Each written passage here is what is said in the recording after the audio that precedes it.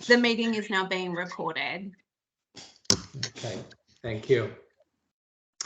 Good afternoon. I'd like to welcome you to the meeting of the Northern Beaches Local Planning Panel for Wednesday, the 15th of March 2023.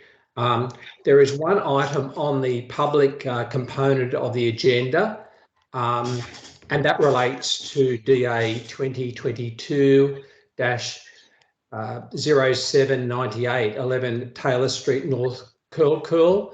That application was withdrawn on Monday the 13th of March. Therefore, there are no public items. I'll now go through and identify the non-public meeting items, which will be dealt with by the panel outside of the public meeting, of course, and also officially go through the procedural matters that need to be gone through as far as this meeting is concerned, and then I'll adjourn the meeting. So if you just happen to be listening to the stream for the item at North Curl, I just repeat that it's been withdrawn and we won't be discussing or deliberating on that item. The items on the agenda today relate to DA 2022-1431 at Warringah Road, Forestville, which are demolition works and constructions of seniors housing. Also DA 2022-1677 Berkeley Road in Manly, which relate to alterations and additions to a semi-detached dwelling. DA 2022-1940 Anzac Parade, Collaroy, which relates to alterations in addition to a dwelling house. A modification to a consent, and that modification's number is 2022/0625, that's 0625, Hudson Parade, Clareville. The modification of a development consent, whose number is DA 2021-1790, for alterations and additions to a dwelling house, including a swimming pool and garage. The other matters are DA 2022/1964 North Stain at Manly, alterations to an apartment.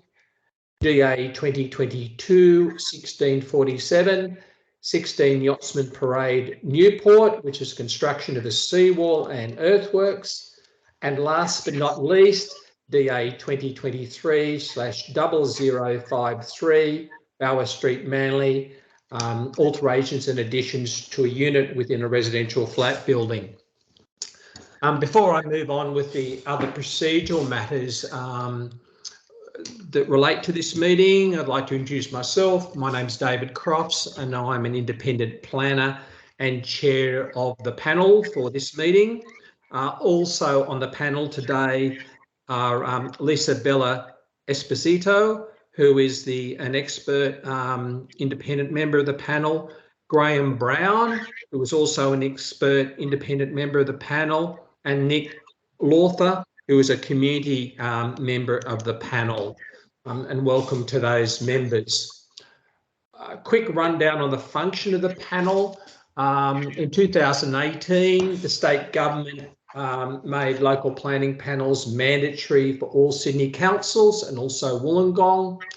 The panels aim to provide an increased level of accountability and ensure independent oversight leads to better planning outcomes.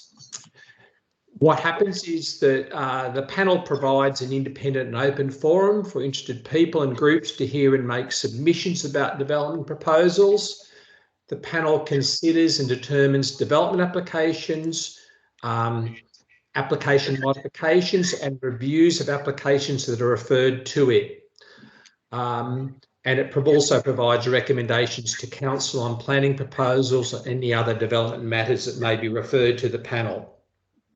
There's some statutory rules that govern the panel's operations through a code of conduct and operational procedures. The process we pursue is that council officers still assess development applications as normal and then report to the local planning panel.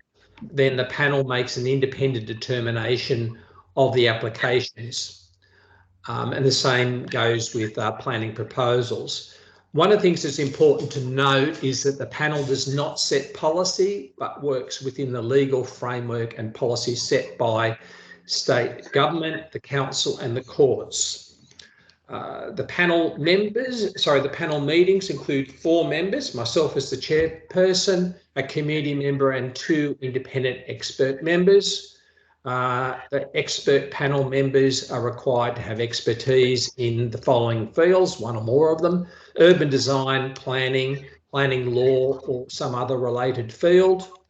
And the community members are representatives of the local community, but do not need to be an expert in any particular field, but often they do have particular professional expertise, which they lend to the discussions from a community perspective. The meeting format normally includes an on-site inspection, a public panel meeting, which is what we're participating in at the moment, where interested people and groups hear and make submissions about development proposals, a closed panel session for the panel to deliberate, and a public announcement of the determination. I won't go through any more detail at this stage, but the panel meeting guidelines and the other formal documents relating to the panel operation are available on Council's website. As a sign of respect, the Northern Beaches Planning Panel would like to make an acknowledgement of country and acknowledge the traditional custodians of these lands upon which we gather, and pays respect to elders past, present and emerging. We have no apologies or declarations of interest that have been registered for this meeting. And the minutes of the previous meeting of the local planning panel, which was held on the 1st of March, have been distributed with the panel documentation and the meeting documentation, which is available on Council's website. I have a recommendation here that the panel note the minutes of that meeting of the 1st of March, and that they were adopted by the chairperson of that meeting and have been posted on Council's website. Can we have a mover of that recommendation, please, amongst the panel members? Yes, I'll move it. Yes, thank you. Seconder? Yes. Lisa Bella, all those in favour? Aye. Thank you. Against? Okay, we have a unanimous decision on that one. As I mentioned, the only public meeting item, which is DA 2022/0798, for alterations and additions to a dwelling house, including a swimming pool at North Curl, has been withdrawn. Therefore, there are no public meeting items. And since we have no other items on the agenda, I'd now like to close the meeting. Thank you very much for your attendance.